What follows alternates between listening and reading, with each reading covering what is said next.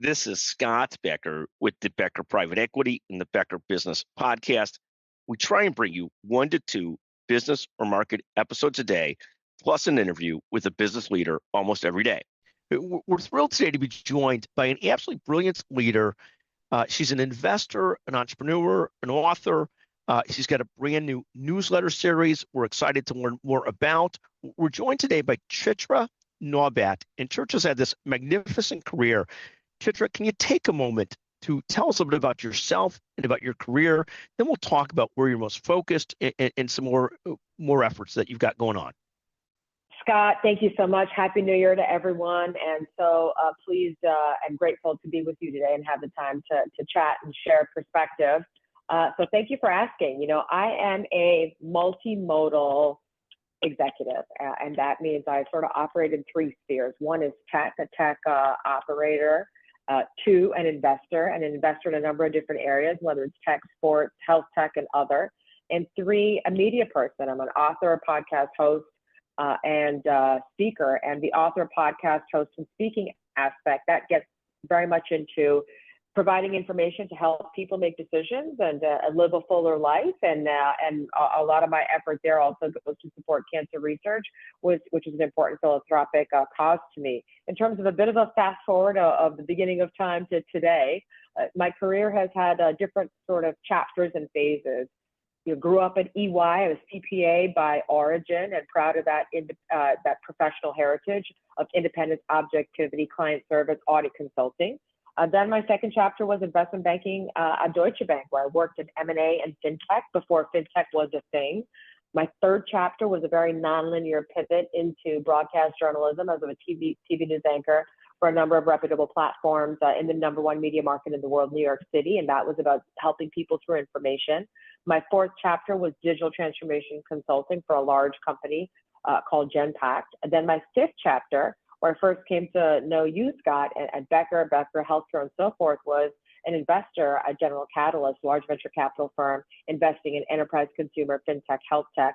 And then my chapter post General Catalyst has been working in startups, working with founders, now at a large tech company focused on customer experience, investing in a portfolio of companies and other vehicles, and serving through my book, The CodeBreaker Mindset, podcast of the same name, The CodeBreaker Mindset, and giving back through information, and on the philanthropy side through giving back to cancer research. So that's me in a nutshell. Look forward to this conversation. No, it's literally amazing the amount of things that you do. And take a moment and talk about, I really want to talk about where you're most focused today, plus leadership. Chitra, take a moment on, of the various different things you've done, what's been the most engaging to you, the most compelling? What have you loved the most that you've done? The thing about being I call myself sort of a Swiss Army knife, but the thing about being a multimodal person is the diversity of things I've been fortunate to do, the diversity of industries, ecosystems, stakeholders. And I think the thing I enjoy doing the most, frankly, is serving others. How can I help others, whoever those stakeholders are, whether it's a direct customer, a strategic partner, whoever it might be, how to help others achieve their goals. And I've done that both through business as an operator, as an investor in terms of deploying capital, helping companies build, grow, and scale. But a current and recent passion, if you will, is this new book that I wrote, The CodeBreaker Mindset, which is a book around decision-making and pattern recognition, to sum it up. The proceeds of that go to cancer research, because my dad died of a very rare form of cancer called leiomyosarcoma. Only 4,000 people globally get that every year. There's no treatment, no cure. So very much cause close to my heart in terms of being able to give back. But it was the book journey, writing the book over the last year to year and a half, coming up with this decision-making framework around the notion of, the CodeBreaker Mindset, right, which is that there's written and unwritten rules, pivots, and nonlinearity in decision-making in everybody's journey, whether it's your career, personal life decision, as a founder, a CEO, building business, building teams. So I would say something very passionate, close to my heart, would be creating the thought leadership and getting it out there to help people. But the umbrella is serving others through information, through business expertise, through capital deployment, but the umbrella headline is serving others. And take a moment on both the book and the newsletter, the CodeBreaker book and newsletter. Tell us a little bit about that and maybe a couple of the highlights that people should be thinking about. Sure. Thank you so much for asking and for inviting this part of the conversation. Decision making is hard, right? And especially now in this age of tech and AI, right? In this age of tech and AI, one of the things I talk about in the book is this notion of the agents of chaos. And there's some broad agents of chaos, right? So tech and AI is one, like the speed and the velocity of change. Part of what comes out of tech and AI is an evaporation of values and trust, because that comes from not knowing what data is real, right? There's a lot of fabricated data out there. So what data is real and how does that inform your decision making?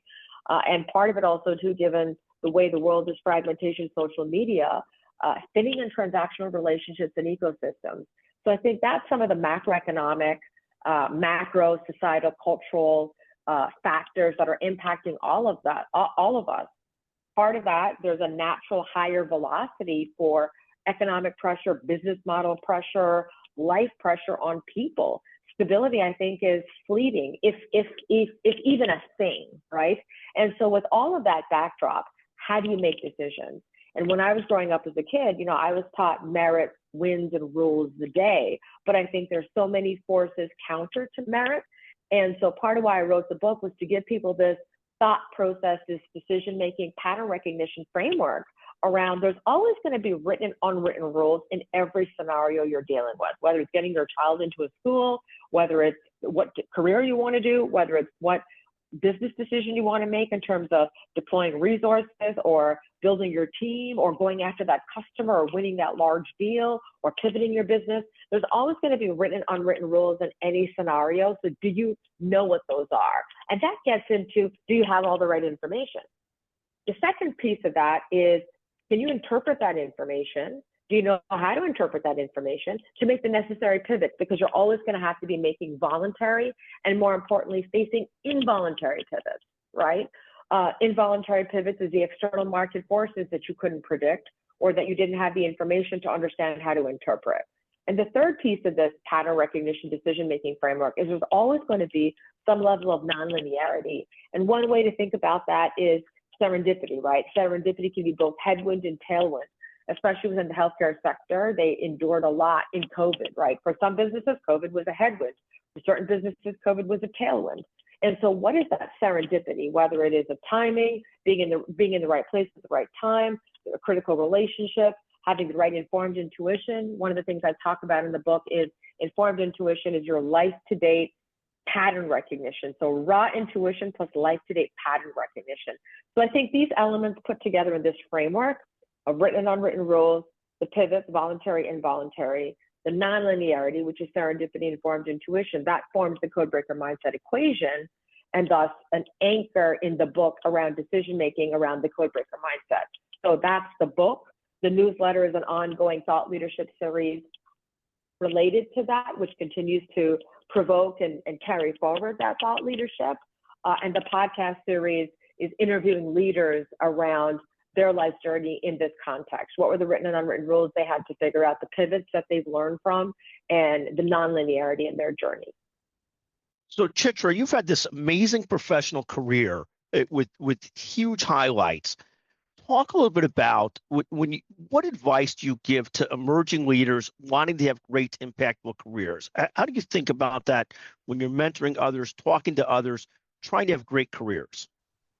I think a couple of things. I think one is keeping yourself on the competitive edge.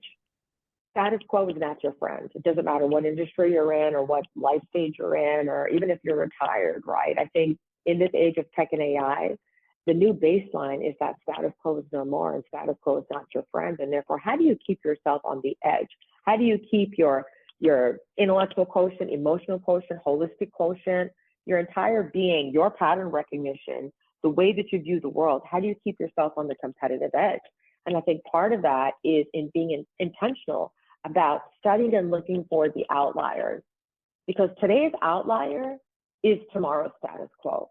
And if you can get ahead and figure out what today's outlier is and spot the trend in that and predict the next, what is the next pattern? What is the next new thing, the next big thing that helps prepare you not only in your career, not only the skills you have to build, the skills you have to build in your team, but the way that you're leading your company, whether you're running a mature company in a mature industry or a young company, a young startup, a new startup at the edge of the next thing. And so I think that developing the skills, the mindset, the analytical, the synthesis of the data points to study the outliers, because today's outlier becomes tomorrow's status quo. I think conversely, it's also being able to understand when yesterday's legacy is being reincarnated as today's quote unquote innovation or outlier when it really isn't, right? So it's that delineation between what is really outliering the next edge of innovation versus status quo versus incremental innovation. So I think that's one bucket. The other is going back to this notion of resilience and innovation, because now we have to pivot more than ever before.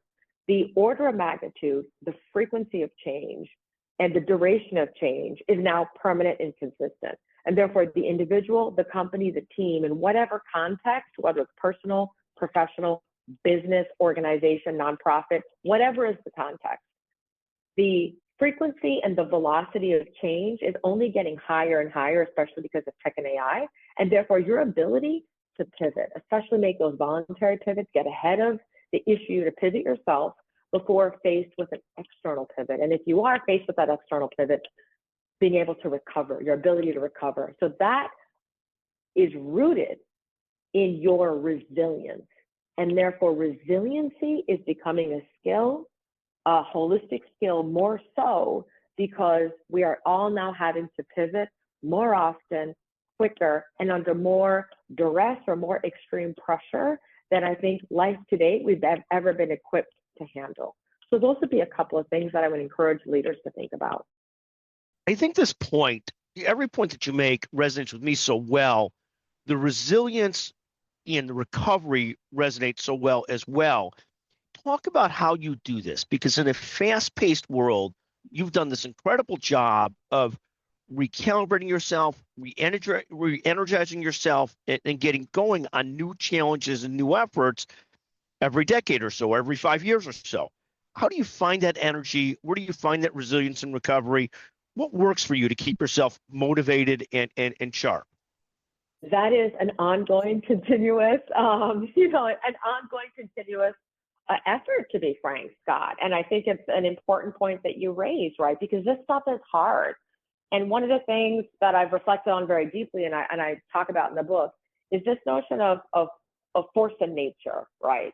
And to use a bit of a healthcare and birth analogy, right? When you think about it, everyone is born a force in nature. And why do I say that? Because that baby from birth, the moment that child comes out of his or her mother's womb, right? That is a little force of nature. When you think of a baby, whether you've had a child or whether you're got nieces or nephews, godchildren, etc., right? That little child to its parent, since the time that baby is 0 days old to 6 months old, even a year, they say to mom and dad, no, right? They don't want to eat. They throw down the bottle, throw down the food, throw down the spoon. They're looking at what is a 6 foot, 7 foot tall adult, right? 100, 150, 200-pound adult, that little tiny baby creature is looking at that adult saying, no, I'm not going to do what you want me to do. That baby is a force of nature. Why are they not afraid that adult is going to squash them? That baby says no, they're defiant, right? That little baby is a force of nature. So I use this analogy in the book because the reality is we're all born forces of nature. We're all born with some level of superpower, beautiful, wonderful skill that we have. We go through life, we endure whatever level of difficulty, we endure whatever level of headwinds. And I think life headwinds tend to maybe beat the force of nature out of the individual. And one of the things I say is that individual, for you to encouraging that individual to meditate back to what is their core? What is your driving force? What is your driving belief system? And how do you consciously build and always fuel your belief in self, your love of self, your confidence, so that you can achieve the full life that you desire for yourself, or that, the universe, the creator, whatever it is you believe in, is meant for you, because we're born to do positive. We're born to fulfill positive, right?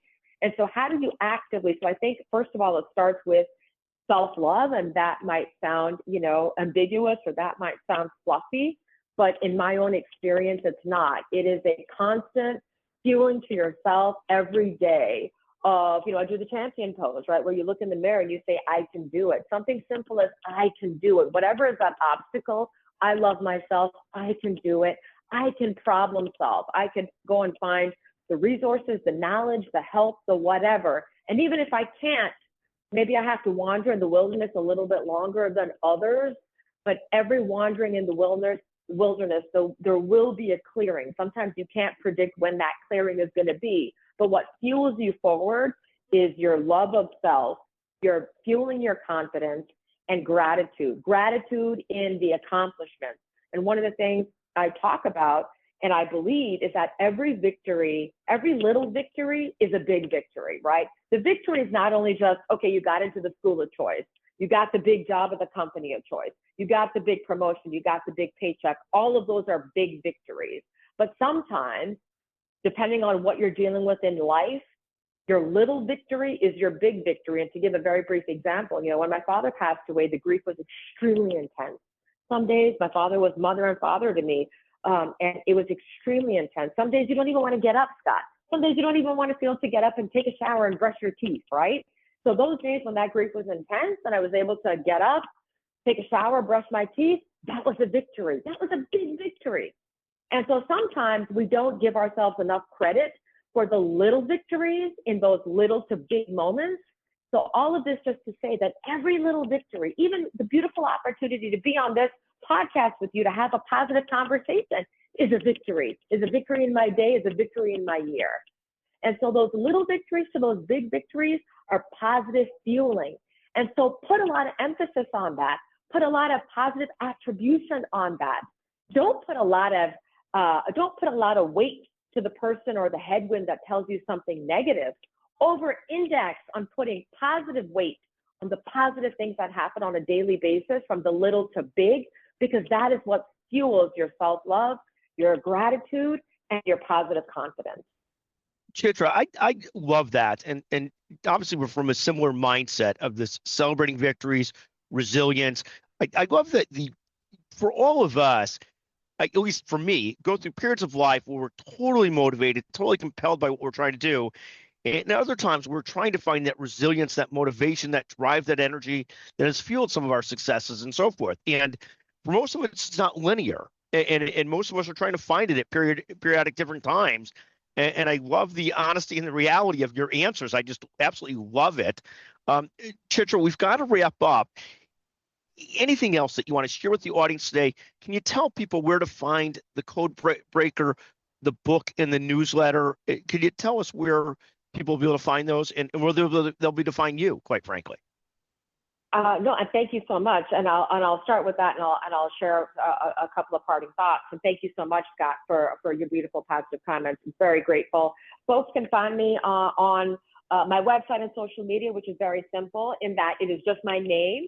So www.chitranawbatt.com. So Chitranawbatt.com. Social media, the same handle, Chitra Nawbatt. So there you can find information to purchase the book on Amazon, Barnes & Noble. It's on pre-order. Proceeds go to cancer research. You can find information on the podcast as well as all of my social channels, LinkedIn, Instagram, TikTok, all that good stuff, just Chitra Nawbatt. And, a couple of parting thoughts for everyone, including myself, which is to helping you in that journey, distilling the victory, the confidence, the positivity. One of the things I talk about in the book is information is power. There's three types of information: data-driven, perception-driven, manipulation-driven, especially in this age of tech and AI. I think it's very important for each individual to have awareness and discernment on the source of the information. Is it data-driven, meaning is it substantive? Can I triangulate or octagonulate that information? Versus, is it perception that is designed to throw you off? And is it manipulation? And manipulation is when actors, meaning whoever the agent or the actor is in the ecosystem, is taking both fact and fiction, twisting it up, giving you that information because they're trying to drive an outcome, usually the outcome that serves their agenda, not your agenda. So the biggest opportunity in this age of tech and AI is to be able to decipher between data versus perception and manipulation and focus on what is data and getting the data that helps best inform you and your journey in life, career, business decision, but also two, the data that serves especially your positive will. And it's finding the data and the relationships and the ecosystems to support your positive will to succeed. Thank you. And Chitra, I love that. I love your attitude. It is so refreshing and inspiring. Best of luck on the book and the newsletter. We love talking to you. Thank you for joining us today on the Becker Business and the Becker Private Equity Podcast. Thank you so much. Thank you to all your listeners. Thank you so much.